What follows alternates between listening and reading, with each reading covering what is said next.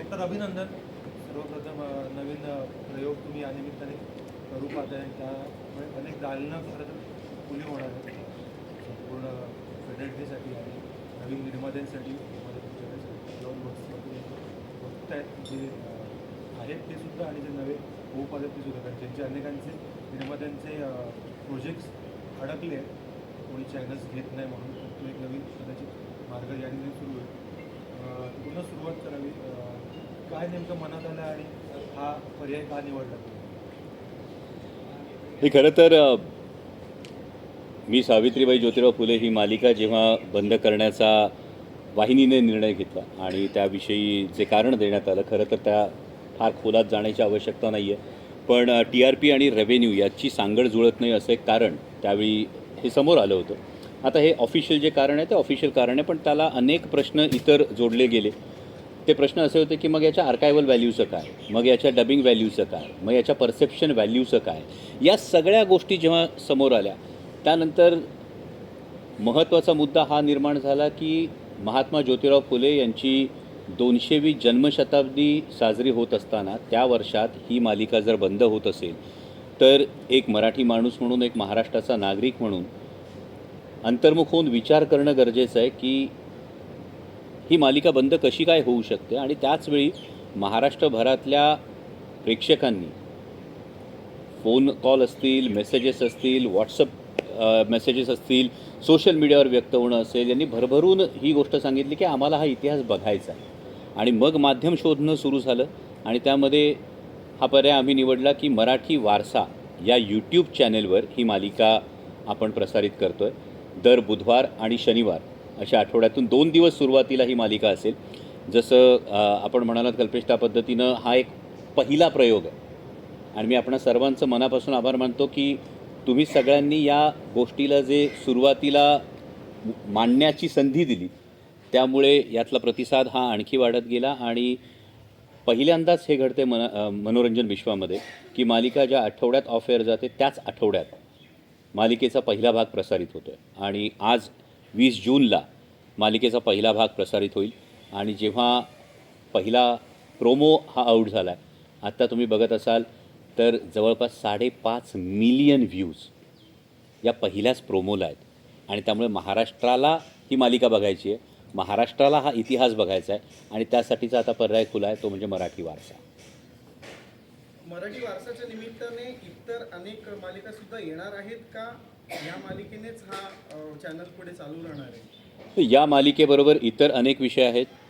इतर 5 विषय आत्ता विचाराधीन आहेत आणि त्या टप्प्यावर ती गोष्ट सांगेल. आणि एवढंच नाही तर सावित्रीबाई ज्योतिराव फुले ही मालिका आत्ता मराठी भाषेमध्ये प्रसारित होईल, पण त्यानंतर हा इतिहास देशभरात पोचण्याच्या दृष्टिकोनातून ती हिंदी, इंग्रजी, तमिळ, तेलुगू आणि बंगाली या 5 भाषांमध्ये आपण ती डब करणार आहोत, जेणेकरून सावित्रीमाईंचा इतिहास आणि क्रांतीसूर्य महात्मा फुलेंचा जो इतिहास आहे, जो स्त्री स्वातंत्र्याचा पहिला हुंकार आहे 19व्या शतकातला, तो संपूर्ण देशभर पोचेल. डॉक्टर, ऐतिहासिक मालिकांचं बजेट ही खूप मोठी गोष्ट असते आणि ह्या मालिकेचंही आहे. तर आता ह्या नवीन बदलांना सामोरे जाताना तुम्ही गेल्या आठवड्यात बरंच बोलताय त्याच्याबद्दल, फंडिंग कसं करणार आहात, थोडं आम्हाला सांगाल? कशा पद्धतीने फंड उभा राहिला आहे आणि भविष्यात तो कसा उभा करणार आहात, ही पूर्ण म्हणजे सावित्रीबाई आणि ज्योतिरावांचं कार्य पूर्ण दाखवण्यासाठी? नाही, अगदी यामध्ये महत्त्वाची गोष्ट ही आहे की हे एक फार मोठं शिवधनुष्य आहे. कारण ऐतिहासिक मालिका करत असताना एकतर यूट्यूबवर येतो आहे म्हणून अनेकांनी मला असा प्रश्न विचारला की मग काही थोडं आपण कॉम्प्रोमाइज करणार आहोत का? तर उलट आपण आणखी दिमागदार करतो. म्हणजे आधी एक एपिसोड पूर्ण होण्यासाठी साधारणतः 1.25 ते 1.5 दिवस जर टेलिव्हिजनवर लागत होता, आत्ता जो पहिला एपिसोड झाला आहे त्याला आम्ही 4 दिवस घेतलेले. त्यामुळे त्यातलं टेकिंग तुम्हाला बदललेलं दिसेल, त्यातली भव्यता तुम्हाला ही आणखी वेगळी दिसेल, जी प्रोमोमध्ये सुद्धा तुमच्या लक्षात आली असेल की ही भव्यता ही एका वेगळ्या पातळीवर आपण नेतो आहे. आणि आर्थिक गणित जुळवायचं तर यामध्ये जसं आपल्या सगळ्यांच्या माध्यमातून ही गोष्ट समोर आली की काही व्यक्तींनी यासाठी सुरुवातीला मदत केली. आमदार रोहितदादा पवार असतील, आदरणीय छगन भुजबळ साहेब असतील, त्यानंतर आमदार जितेंद्र आव्हाड असतील, या लोकांनी सुरुवातीला एक आर्थिक मदत देऊन एक चांगला हातभार लावला आहे. त्यानंतर यूट्यूबचा जो काही रेव्हेन्यू आहे त्यापैकी आपल्यापैकी बरेच जण यूट्यूबचा रेव्हेन्यू हा पुरेसा नाही. तुमच्या प्रश्नामध्येच ही गोष्ट ही मान्य आहे, ही गोष्ट समोर येते ती म्हणजे यूट्यूबचा जो रेव्हेन्यू आहे हा यूट्यूबचा रेव्हेन्यू हा तितका मोठा नसतो जो मालिकेचं संपूर्ण बजेट पाठिंबा देऊ शकेल. पण तिसरी गोष्ट महत्त्वाची आहे ती म्हणजे महाराष्ट्रातल्या अनेक प्रेक्षकांनी अनेकांनी ही इच्छा व्यक्त केली की आम्हाला या मालिकेसाठी काहीतरी योगदान द्यायचं. पण ते योगदान देत असताना क्राऊड फंडिंग करून मग मालिका उभी करणं यापेक्षा आम्ही हा पर्याय निवडला की आधी एपिसोड बघा. तो एपिसोड पाहिल्यानंतर तुम्हाला त्याचा सगळा अंदाज येईल आणि मग त्याच्यावरचा जो पेमेंट गेटवे असेल, एपिसोडच्या कमेंट सेक्शनमध्ये आणि यूट्यूब चॅनलच्या डिस्क्रिप्शनमध्ये सुद्धा एक पेमेंट गेटवे असेल. या पेमेंट गेटवेवर ज्यांना ही मालिका आवडली, ज्यांना आर्थिक योगदान द्यायचं आहे ते स्वेच्छेनं जे हवं ते योगदान देऊ शकतील. यात एक महत्त्वाची भावना अशी आहे की आत्तापर्यंत मालिका ही वाहिनीची होती, आता मालिका महाराष्ट्राची होणार आहे आणि त्यामुळं महाराष्ट्राची मालिका आहे ही महाराष्ट्रानं पुढं चालवायची आहे या भावनेतून लोक स्वेच्छेनं अनेक जण ही देणगी द्यायला तयार आहेत आणि त्यासाठी त्याचा एक मोठा फायदा होईल. आणि चौथी गोष्ट अशी आहे की पुढे जाऊन याच्या व्ह्युअरशिप आणि इतर गोष्टींमुळे ज्या काही स्पॉन्सरशिपचा जो एक भाग आहे हा स्पॉन्सरशिपचा भागसुद्धा काही कंपन्यांच्या माध्यमातून त्यांच्याकडून जर पुढाकार घेतला गेला तर त्या दृष्टीनं सुद्धा आपल्याला पावलं उचलता येतील. अशा 4 पिलर्सवर ही गोष्ट पुढे होते आणि ती होईल याचा मला विश्वास आहे. कारण माझं म्हणणं आहे की जर हेतू शुद्ध असेल तर नक्कीच तुमच्या प्रयत्नांना यश मिळतं. डॉक्टर सावित्रीबाई यांची व्यक्तिरेखा म्हणाले साकार होत्या शमा देशपांडे साकार. तर त्या निवडीबाबतचा त्या बदलाबाबतचा तुमचा विचार तुमचा दृष्टिकोन जाणून घ्या. तर नक्कीच या मालिकेच्या संदर्भामध्ये जेव्हा ही मालिका बंद होते आणि आपण या पद्धतीने यूट्यूब चॅनलवर ही मालिका करतो आहोत, हा निर्णय घेतल्यानंतर सगळ्या कलाकारांशी मोकळा संवाद आम्ही केला की ज्यांना या व्हेंचरमध्ये पुढे यायचं आहे त्यांनी या व्हेंचरमध्ये असावं. ज्यांना या व्हेंचरमध्ये येण्यासाठी प्रत्येकाच्या काही वेगळ्या अडचणी असू शकतात, प्रत्येकाचे काही वेगळे प्रेफरन्सेस असू शकतात. त्यामुळे कलाकारांना हे संपूर्ण स्वातंत्र्य म्हणजे कालच मला मधुराणीचा मेसेज आला, तिला प्रोमो प्रचंड आवडला आणि तिने क्षमाला शुभेच्छा दिलेल्या आहेत. त्यामुळे हे प्रत्येकाचं एक स्वातंत्र्य होतं की तुम्ही याचा भाग होऊ इच्छिता किंवा तुम्ही याचा भाग होण्यासाठी तुमच्या मनात थोडीशी जर अडचण असेल. कारण मधुराणी एका वाहिनीचा खरं तर फेस आहेत आणि त्यामुळे कदाचित हा निर्णय घेत असताना तिला इतर गोष्टींची जी काही गणितं होती या गणितांमुळे तिने सांगितलं की माझ्या शुभेच्छा आहेत आणि मग नवीन सावित्रीमाईंसाठी शोध सुरू झाला. आणि क्षमाचं मी मनापासून कौतुक करेन की तुम्हाला पहिल्या एपिसोडमध्येच ती गोष्ट जाणवेल की किती समरसून सावित्रीमाईंची भूमिका क्षमा देशपांडे साकारतात. कलाकारांचे जे कॉन्ट्रॅक्ट्स असतात प्रोड्युसर्सबरोबर असतात की चॅनलबरोबर असतात आणि कसं असेल त्याचा नॉर्मली डेली सोप्समध्ये कलाकारांचं कॉन्ट्रॅक्ट हे प्रोड्युसरबरोबर असतं. परंतु काही कलाकारांचं असं असतं की वर्षानुवर्ष एखाद्या वाहिनीवर काम केल्यानंतर त्या वाहिनीशी असणारं एक असोसिएशन किंवा काही कलाकारांच्या मनात ही भावना येऊ शकते की जर इथे बंद झालं आणि जर मी तिथे काम केलं तर काही गैरसमज तयार होतील का. तर हे स्वातंत्र्य कलाकारांना दिलं गेलं पाहिजे असं माझं मत आहे. डॉक्टर, टेलिव्हिजनवरती जेव्हा आपण एखादी ऐतिहासिक मालिका दाखवतो त्यावेळेला खरा इतिहास दाखवण्यासाठी काही लिमिटेशन्स येतात. तर आता या मराठी वारसाच्या निमित्ताने खरा इतिहास लोकांपर्यंत पोहोचणार आहे का सावित्रीमाईंचा? यामध्ये खरं तर टेलिव्हिजनला दाखवत असताना SNPची जी काही बंधनं असतात ती बंधनं असतात. परंतु जगदंब क्रिएशन्स हे आत्तापर्यंत वैशिष्ट्य राहिलेलं आहे की त्या सगळ्यातून आपण जे खरं आहे ते मांडण्याचा सातत्यानं प्रयत्न केलेला आहे. आणि आता तर ही जी बंधनं होती ही बंधनंसुद्धा मोकळी झालेली आहेत आणि त्यामुळे आणखी मोकळेपणानं हा जो इतिहास आहे, जो दैदीप्यमान इतिहास आहे, हा लोकांसमोर येणार आहे. डॉक्टर, ही मालिका बंद करत असताना TRPचं एक कारण पुढं दिलं गेलं. पण आम्हाला म्हणजे सर्वच लोकांच्या मनात प्रश्न असे आहेत की मुळात आपल्या मालिकेचा TRP किती होता आणि ती सर्वाईव्ह होण्यासाठी किती आवश्यक होता. आणि TRP बद्दल जर तुमच्याही अनेक प्रश्न शंका असतील तर तुम्ही लोकसभेचे खासदार आहात, तुम्ही याबद्दल काही प्रश्न विचारणार आहात का? कारण हा सर्वांचा मोठा समस्या आहे आता TRP. यामध्ये फार 2 महत्त्वाचे आणि मूलभूत प्रश्न आहेत. मुळात ज्या TRPची टांगती तलवार ही निर्मात्यांवर, पर्यायानं कलाकारांवर, अगदी चॅनेलमध्ये काम करणाऱ्या EPsवर, चॅनेलच्या हेडवर जी डोक्यावर ठेवली जाते, या TRPमध्ये पारदर्शकता आहे का? हा TRP पारदर्शक पद्धतीने होतो की ठराविक घरांमध्ये जे मीटर लागलेले असतात, या मीटरला सो कॉल्ड सॅम्पलिंग असं म्हटलं जातं. असं काही होतं का? मला वाटतं पत्रकार म्हणून तुम्ही या सगळ्याचा खरं तर खोलात जाऊन शोध घेतला पाहिजे की असं काही घडतं का. कारण काही गोष्टी कानावर ज्या येतात त्या अशा येतात की ठराविक घरांमध्ये असणाऱ्या मीटर्सवर ही गोष्ट काउंट होते आणि मग ठराविक दिवस जर बघितले तर त्या दिवशी अचानक सगळ्यांचा TRP कमी होतो आणि या एका रेसमध्ये आपण धावतो. दुसरा फार महत्त्वाचा मुद्दा टेलिव्हिजन इंडस्ट्रीच्या बाबतीमध्ये जो काळजीचा आहे आणि तो म्हणजे मी सुरुवातीला जसं म्हणालो, याची आर्कायवल व्हॅल्यू, याची डबिंग व्हॅल्यू, याची परसेप्शन व्हॅल्यू. देशामध्ये कॉपीराईट आणि इंटेलेक्च्युअल प्रॉपर्टी राईटचा कायदा आहे. पण हा कायदा असताना सगळ्या एंटरटेनमेंट चॅनलच्या कॉन्ट्रॅक्ट जे प्रोड्युसरबरोबर होतात यामध्ये all rights for perpetuity for all the media हे क्लॉज लिहिलं जातं. म्हणजे म्युझिक इंडस्ट्रीचा जर आपण विचार केला तर म्युझिक इंडस्ट्रीमध्ये IPR जे आहे, इंटेलेक्च्युअल प्रॉपर्टी राईट्स आहेत, जे जावेद अख्तर साहेब जेव्हा राज्यसभेत होते तेव्हा म्युझिक इंडस्ट्रीसाठी या गोष्टीचा मोठा फायदा झाला आहे. परंतु टेलिव्हिजन इंडस्ट्रीमध्ये अजूनही IP राईट्स हे निर्मात्यांकडे नसतात, नाहीत. हे अत्यंत दुर्दैवी आहे आणि याचं एक महत्त्वाचं कारण असं आहे की जेव्हा ब्रॉडकास्टर्स फेडरेशन जी प्रेझेंट करते सरकारला, केंद्र सरकारच्या मते ज्याला आपण निर्माता समजतो तो निर्माता नाही आहे.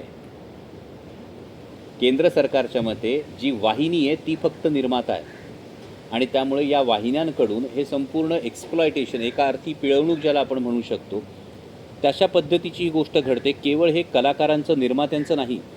म्हणजे एखादा कलाकार एक भूमिका करतो, त्याला पर डेवर काम केलं जातं, तो त्या मराठी चॅनलवरती भूमिका करतो, त्याला पर डे कुठला मिळतो? त्या दिवसाचा मिळतो, बरोबर. त्यांनी ती मराठी सिरियल केली म्हणून मिळतो. मग ती सिरियल जेव्हा हिंदीमध्ये डब होते त्याचा रेव्हेन्यू वाहिनीला जातो ना. मग त्या कलाकाराला काय मिळतं? ज्या लेखकाने ती लिहिली, ज्या निर्मात्याने ती केली, त्याला काय मिळतं? त्यांना काहीही मिळत नाही यामध्ये. इतकंच नाही तर चॅनलमध्ये जे काही काम करतात, जेव्हा चॅनलचे सगळ्यांचे आता डिजिटल प्लॅटफॉर्म्स रेडी आहेत, जे कॉन्ट्रॅक्ट होतं हे खरं तर सिरियलच्या बजेटच्या माध्यमातून होतं. जेव्हा स्टार प्रवाहावर मालिका सुरू असते तेव्हा ती हॉटस्टारवर सकाळी पडलेली असते 6 वाजता. डोक्यावर टांगतीत तलवार EPच्या निर्मात्यांच्या, कलाकारांच्या काय असते? संध्याकाळी तुमच्या टेलिकास्टच्या वेळी जो काही TRP आहे तो सांगा. अरे मग सकाळी 6:30 वाजल्यापासून संध्याकाळपर्यंत ज्यांनी हॉटस्टारवर पाहिलं आहे त्याचं काय करणार आहात? किंवा त्यातून जो काही रेव्हेन्यू तयार होतो आहे, ती जी काही इंटेलेक्च्युअल आणि आर्कायवल प्रॉपर्टी तिथे तयार होते आहे, त्याविषयी तुम्ही जर काहीच त्याचा मोबदला देणार नसाल तर मग ही पिळवणूक नाही का? मग तीच गोष्ट झी5ची होते, तीच गोष्ट वूडची होते. मग या सगळ्यावर फार महत्त्वाचा भाग येतो तो म्हणजे याचा IP काय, याची आर्कायवल व्हॅल्यू काय.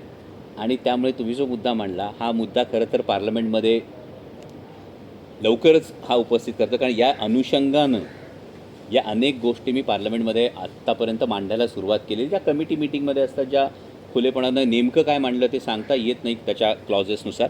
पण होय, याविषयी नक्कीच हा आवाज उठवला जाईल जेणेकरून ओव्हरऑल इंडस्ट्रीला जो फायदा होतो. म्हणजे जेव्हा तुम्ही मनी हाईस्टसारखी सिरीज येते आणि त्याविषयी ती अनेक भाषांमध्ये डब होते आणि मग त्यामध्ये त्याचं काय, तिथले कलाकार असतील, तंत्रज्ञ असतील, त्यांचं काय भलं झालं हे तुम्ही बघता. मात्र आपल्याकडे तसं घडत नाही. याचं कारण, मूळ कारण हे आहे आणि हे केवळ मराठीसाठी नाही, हे हिंदीसाठी सुद्धा आहे. त्यामुळं IP इज नॉट रिस्पेक्टेड हे अत्यंत विदारक सत्य आत्ता आपलं आहे. आणि त्याचबरोबर जेव्हा सावित्रीबाई ज्योतिराव फुले ही मालिका इतर भाषांमध्ये जेव्हा डब होणार आहे, हिंदी, इंग्रजी, तमिळ, तेलुगू, बंगाली, तेव्हा मी आत्ताच सांगतो आहे की माझे जे कलाकार आहेत, लेखक आहेत, तंत्रज्ञ आहेत, त्यांना त्या रेव्हेन्यूचा एक शेअर हा मिळणार आहे. म्हणजे जर मी एखाद्या गोष्टीवर आक्षेप घेतो आहे तर त्या गोष्टीची सुरुवात मी माझ्यापासून करणं हे गरजेचं आहे की ही मालिका जेव्हा इतर भाषांमध्ये डब होईल त्याचा जो एक रेव्हेन्यू शेअर असेल हा माझ्या लेखकांना, माझ्या कलाकारांना, माझ्या दिग्दर्शकांना, माझ्या तंत्रज्ञांना, हा सगळ्यांना जाणार. सर, TV नंतर ही मालिका आपली आता डिजिटल करतोच आहे. तर दरवेळेला असं होतं की टीव्हीवर एखादी मालिका असेल किंवा काही असेल तर काही प्रमाणामध्ये स्वातंत्र्य कमी मिळतं किंवा काही प्रमाणामध्ये टीव्हीला बंधन असतं. डिजिटलवर आल्यानंतर आपल्या मालिकेला पूर्णपणे स्वातंत्र्य मिळणार आहे की काय असणार आहे? मी त्याचं उत्तर दिलं आणि आपण जसं एपिसोड पाहत जाल तसं तुम्हाला ते कळेल की जो इतिहास आहे तो आणखी मोकळेपणाने सांगण्याचं स्वातंत्र्य खरं तर डिजिटलवर मिळणार आहे. आता हे वाहिनीच्या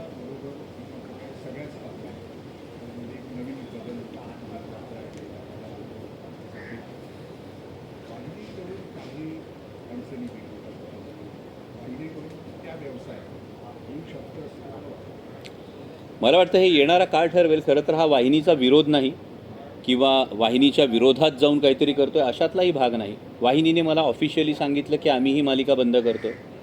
हा माझा निर्णय आहे. महाराष्ट्रभरातल्या मायबाप जनतेची जी इच्छा आहे, ती भावना जी आहे की आम्हाला हा इतिहास बघायचा आहे, तो आम्ही समोर घेऊन येतो. त्यामुळे हे वाहिनीच्या विरोधात आहे किंवा असं काही आहे अशातला कुठलाही भाग नाही आहे. किंबहुना मी स्टार प्रवाह वाहिनीचं मनापासून आभारच मानेन. कारण आत्ता ज्या सगळ्या सासू सुनांच्या ज्या काही मालिका सुरू होत्या, यामध्ये स्टार प्रवाहाने जानेवारी महिन्यामध्ये मी सावित्रीबाई ज्योतिराव फुले या विषयाला हात घालण्याचं धाडस दाखवलं. आणि मग वाहिनीचे प्रमुख सतीश राजवाडे असतील, आमचे EP अभिजित खाडे असतील, कौस्तुभ बेडेकर असतील, ही सगळी मंडळी ठामपणे उभी होती. पण जेव्हा कॉर्पोरेटचा निर्णय होतो, तो कॉर्पोरेटचा निर्णय या भावनेवर होत नाही, तो आकड्यांवर होतो. आणि त्यामुळे कदाचित या आकड्यांमध्ये जसं मी म्हणालो perception value, archival value, dubbing value या गोष्टी कदाचित कन्सिडर झाल्या नसतील. पण त्यामध्ये ही सगळी जी मंडळी आहे, स्टार प्रवाहामध्ये असणारी मंडळी, या सगळ्यांचं योगदान आहेच ना हा विषय समोर आणण्यामध्ये. त्यामुळे त्यांच्याविषयी कुठलाही आकस नाही, त्यांच्याविषयी कुठलाही रोष नाही आणि त्यामुळे त्यांचाही काही विरोध असेल असं मला वाटत. सर, आज वाहिनीवर आपण मालिका प्रदर्शित आहे तेव्हा वाहिनीने मालिका थांबवायचा निर्णय घेतला आहे. एक कलाकार म्हणून खंत वाटते का की जर आत्ता जो तुम्ही डिसिजन घेतला तो खरंच खूप उत्तम आहे, पण कलाकार म्हणून खंत वाटते का की असं नव्हतं घडायला पाहिजे होतं, काहीतरी याचा दोघांमधला एखादा मार्ग निघाला असता? काय व्हायला पाहिजे होतं, काय घडलं यामध्ये विचार करण्यापेक्षा मला असं वाटतं महाराष्ट्राच्या DNA मध्ये रडणं नाही आहे, लढणं आहे. त्यामुळे खंत व्यक्त करण्यापेक्षा पुढे चालणं हे जास्त महत्त्वाचं आहे. आणि त्या दृष्टीनं आज मराठी वारसावर पहिला भाग प्रसारित होतो. आणखीन एक वेगळी गोष्ट मला तुम्हाला नोंदवायची होती आणि विचारायची होती. म्हणजे एकीकडं अशा ऐतिहासिक मालिका TRP अभावी बंद केल्या जातात आणि दुसरीकडं लवकरच म्हणजे काही वाहिन्यांवर नागिणीवरच्या सिरियल सुरू होत आहेत. तर ह्या सगळ्याकडं तुम्ही कसं बघताय याच्याबद्दल थोडंसं? याकडे मी कसं बघतो यापेक्षा तुम्ही सगळेजण कसं बघता हे जास्त महत्त्वाचं आहे. कारण तुमच्या प्रश्नामध्येच ती एक खोच आहे की जी जिवंत माणसं आहेत, जे महामानव आहेत आणि जी नररत्न महाराष्ट्रानं देशाला दिलेली आहेत, त्यांचा इतिहास सांगताना आमच्याकडे कदाचित सामाजिक एक जबाबदारी जी असायला हवी त्याचा कदाचित विसर पडतो आहे. आणि आकड्यांचे खेळ जे फॅन्टसीमध्ये जातात, या आकड्यांच्या खेळाला जास्त महत्त्व दिलं जात असेल. प्रश्न मला विचारायचा होता. आता मगाशी तुम्ही पॉलिसीज आणि या संदर्भात बोलत असताना हे जे डिजिटल प्लॅटफॉर्म्स आहेत सगळ्यांच्या इंस्टाग्राम, फेसबुक, आत्तासुद्धा इथे जवळपास 80% मीडिया ही डिजिटल मीडिया प्लॅटफॉर्मवर काम करतात. आणि ब्रॉडकास्टिंग मिनिस्टर असेल काय किंवा DGRPR जे काय असेल त्यांची पद्धत किंवा त्यांचं एक पारदर्शकता आहे प्रिंटच्या बाबतीत किंवा इलेक्ट्रॉनिक मीडियाच्या बाबतीत. आणि आज तुम्ही मालिका एका डिजिटल प्लॅटफॉर्मवर घेऊन येता की फक्त सेन्सरने किंवा काही पद्धतीने आज भारत सरकारचं एक पारदर्शकता आहे किंवा त्यांचं काहीतरी आम्ही सुद्धा थोडेसे आता असे विखुरलेलेच आहोत. म्हणजे आमच्यावर सुद्धा कुठल्या पालकाचा हात नाही डिजिटल पद्धतीने. अशा प्लॅटफॉर्मवरती जेव्हा तुम्ही एखादी मालिका घेऊन तेव्हा आपल्याला काही बंधनं नाही याचा आपल्याला एक बेनिफिट तर आहेच आहे. परंतु पुढे जाऊन जेव्हा याच्यावरती बंधनं येतील किंवा असा काही विचार सुरू आहे का तुमच्या मनामध्ये की ज्या पद्धतीने आज DGRPR असेल काय किंवा ब्रॉडकास्टिंग मिनिस्टरमध्ये प्रिंट मीडिया असेल, इलेक्ट्रॉनिक मीडिया असेल, त्यांच्यासाठी काय पॉलिसीज ठरवल्या गेलेल्या आहेत, असं पुढे भविष्यामध्ये डिजिटल मीडियाच्या संदर्भात भारत सरकार काय किंवा DGRPR काय हे काही बंधनं किंवा काही पॉलिसीज घेऊन येतील का त्या बाबतीत तुमचं काय मत आहे आणि त्यासाठी तुम्ही प्रयत्न करता? सगळ्यात आधी मी तुमचा आभार यासाठी मानतो की तुम्ही सगळे डिजिटल मीडियावर जे दणदणीत काम करताय ना, त्यामुळे हा हुरूप आला आहे की होय नक्की डिजिटल मीडियावर आपण ही मालिका आणतो आहे. दुसरी गोष्ट तुम्ही जी पॉलिसीची म्हणता तर केंद्र सरकारच्या विचाराधीन या गोष्टी आहेत. त्याचा ड्राफ्ट अजून पूर्णपणे समोर आलेला नाही आहे, परंतु याच्या रेग्युलेशनच्या दृष्टिकोनातून केंद्र सरकार याच्यावर विचार करते. सर, मालिकेच्या मालिकेला एक वेगळा प्रश्न मला विचारायला ऐकायची आमची इच्छा आहे. गरुड झेप नंतर जे अनाउन्समेंट पण आम्हाला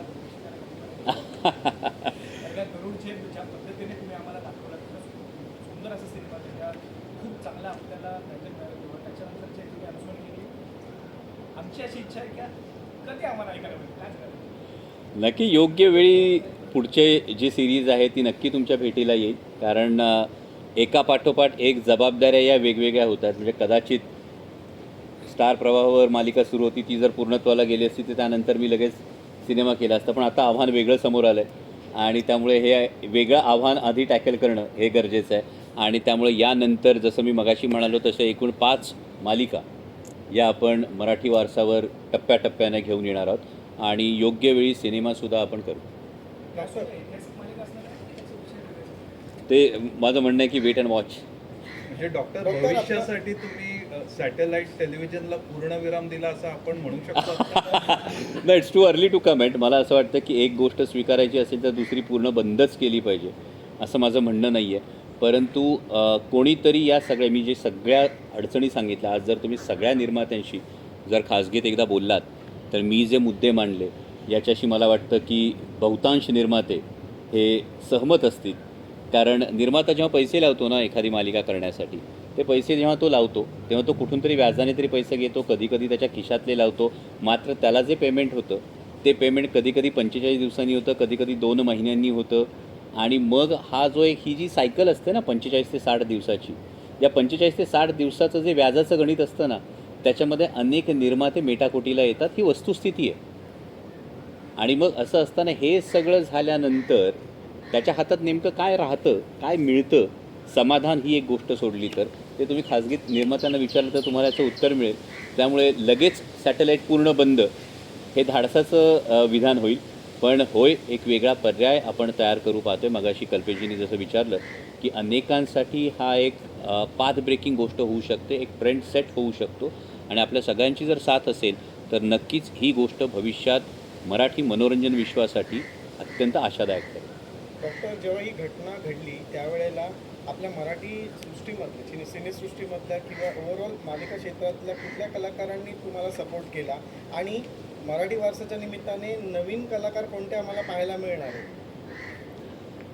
एक म्हणजे सपोर्ट हा सगळ्यांनीच केला. फक्त त्यांची नावं मला सांगायला लावू नका, कारण इंडस्ट्री छोटीशी आहे. त्यामुळे जो सपोर्ट केला तो तुम्ही पब्लिक प्लॅटफॉर्मवर नसेल पाहिला. पण हो, अनेकांनी या उपक्रमाला शुभेच्छा दिल्यात, अनेक निर्मात्यांनी शुभेच्छा दिल्यात. आणि नवीन कलाकार जर तुम्ही म्हणत असाल तर मराठी वारसामध्ये पहिल्यांदा आपण आत्ता सावित्रीमाईंच्या शाळेतल्या पहिल्या ज्या 6 मुली आहेत, या 6 मुलींसाठी आपण महाराष्ट्रातून ऑडिशन्स मागवल्या होत्या. ज्या 3,500 ऑडिशन्स आल्या त्यातल्या 6 मुली निवडल्या गेल्या. आणि याच पद्धतीनं आता मराठी वारसावर एक ऑडिशन्सचं एक टॅब हा सेपरेट आम्ही सुरू केलेला आहे, ज्यामध्ये महाराष्ट्रभरातल्या कुणाला अभिनय क्षेत्रामध्ये यायचं असेल ते त्यांची ऑडिशन त्यावर अपलोड करू शकतात. आणि जर ती ऑडिशन आपल्या कॅरेक्टरसाठी योग्य सुटेबल अशी वाटली तर कुणाचाही वशिला, कुणाचाही फोन, कुणाचाही रेफरन्सची गरज नाही. थेट आमची टीम त्यांना अप्रोच करेल आणि त्यांना या मालिकेमध्ये संधी मिळेल. डॉक्टर, आणि मराठी वारसाच्या निमित्ताने जे सामाजिक प्रबोधन करणारे सिनेमे आहेत ते सुद्धा आपल्याला ज्यात पाहायला मिळणार आहेत का इन फ्युचर? नाही, इन फ्युचर अनेक प्लॅन्स आहेत. आणि नक्कीच हा प्लॅटफॉर्म जसा जसा वाढत जाईल, जसा जसा सेट होत जाईल तसतशा त्याच्या स्ट्रॅटेजीज आणि त्याच्या पॉलिसीज या नक्की आपण डिझाईन करू. डॉक्टर, आत्ता आपण यूट्यूबवर ही मालिका दाखवणार आहोत, पण आत्ता फेसबुक पेज हा सुद्धा अर्निंग सोर्स आहे. तर तुमच्या फेसबुक पेजवरही ही मालिका दिसणार आहे? नाही, सध्या फेसबुक पेजवर नाही. सध्या आपण यूट्यूबवर ही मालिका दाखवणं हे आपण आत्ता हे ठेवलेलं आहे. आणि फेसबुक पेजवर ही मालिका कधी न्यायची त्याचा एका टप्प्यानंतर आपण विचार करू. वक्ते आहात, आपला माहिती आहे आणि एक दूरदृष्टी असते अशी तुम्हाला सुद्धा आहे. आणि मराठी वारसा मी स्वतः असेल तर मला तुम्ही पुस्तक आहे मराठी वारसाची सर्व कदाचित तुम्ही सांगा. ही दूरदृष्टी होती का की पुढे जाऊन असं काहीतरी होऊ शकतं आणि आपली मालिका आपण त्याच्यावरती कसा नाही, नक्कीच तुम्हाला जेव्हा तुम्ही त्या इंडस्ट्रीमध्ये काम करता आणि मी हे जे सगळ्या ज्या समस्या सांगितल्या या समस्या मला आज कळलेल्या नाहीच आहेत. त्यामुळे हे जेव्हापासून समजलं होतं तेव्हापासून हे काहीतरी एक वेगळं माध्यम येणाऱ्या काळामध्ये उभं राहावं लागेल ही भावना होतीच. आणि पुन्हा तुम्हा सगळ्यांचं जे एक्झाम्पल आहे की तुम्ही सगळेजण जेव्हा डिजिटल मीडियावर काम करत असताना एक स्वतःचं एक फार छान स्थान तुम्ही तयार केलेलं आहे. त्यामुळं खरंच अगदी प्रामाणिक उत्तर द्यायचं तर तुमच्याकडे बघून शिकतो. डॉक्टर, तुम्ही म्हणाल की कलाकारांसाठी पण एक संधी निर्माण होणार आहे आपल्या मराठी वारसाच्या निमित्ताने, ऑडिशनसाठी एक ॲप असणार आहे, पण लेखक आणि जे दिग्दर्शक आहेत ज्यांना आपल्याला या प्लॅटफॉर्मसोबत काम करायचं आहे त्यांच्यासाठी तुम्ही कशा पद्धतीने संधी उपलब्ध करून देणार आहात आणि ओव्हरऑल मराठी वारसा पुढे नेण्यासाठी तुम्ही कशा पद्धतीने तयारी केली आहे, कशी टीम गोळा केली आहे तुम्ही? एक म्हणजे लेखक आणि दिग्दर्शकांसाठी ज्या कॉन्सेप्ट्स आहेत त्या कॉन्सेप्टसाठी तर आम्ही मोकळे म्हणजे आम्ही ओपन आहोत, जेणेकरून त्यांच्या कॉन्सेप्ट्स ते घेऊन येतील आणि या कॉन्सेप्ट्समध्ये ज्या कॉन्सेप्ट मराठी वारसाच्या स्ट्रॅटेजीनुसार योग्य राहतील या कॉन्सेप्टला नक्कीच प्लॅटफॉर्म मिळेल. आणि यासाठी लागणारी जी टीम आहे ही संपूर्ण एक इकोसिस्टम उभी राहणं हे गरजेचं असतं आणि तशी ती डिजिटलसाठीची टीम असेल, ती AI साठीची टीम असेल, ती कंटेंट मेकिंगसाठीची टीम असेल, ही संपूर्ण टीम ही आपण तयार केली.